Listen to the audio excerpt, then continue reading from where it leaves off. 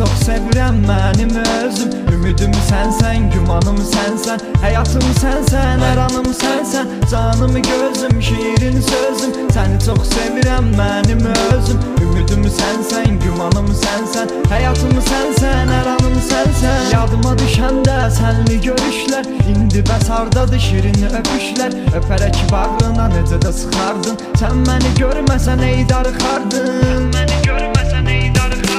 Nə var dön geri qayıt ey mələyim, sənsiz dayanar necə vurar ürəyim. Bir halda ürəyimin hakimi sənsən, ürəyimi aldın yar sənə əhsən, ürəyimi aldın yar sənə əhsən. Canım gözüm, şirin sözüm, səni çox sevirəm mənim özüm. Ümidim sənsən, gümanım sənsən, həyatım sənsən, hər anım sənsən. Canım gözüm, şirin sözüm, səni çox sevirəm mənim özüm. Ümidim sənsən, gümanım sənsən, həyatım sənsən, hər anım sənsən.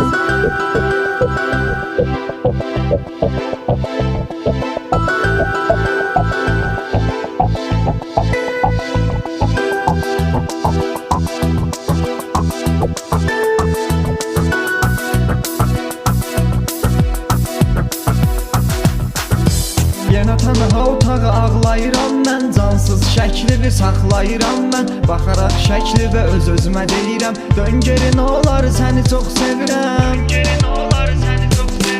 O solan günlər bir daha açmaz, o sevgi nurun bir daha saçmaz. Get o sevgili heç dönən deyil, gezib üstündən gör bir neçə il, gezib üstündən gör bir neçə il. Canım gözüm, şirin sözüm, səni çox sevirəm mənim özüm. Ümidim sənsən, gümanım sənsən, həyatım sənsən, hər anım sənsən. Canım gözüm, şirin sözüm, səni çox sevirəm mənim özüm. Ümidim sənsən, gümanım sənsən, həyatım sənsən, hər anım sənsən.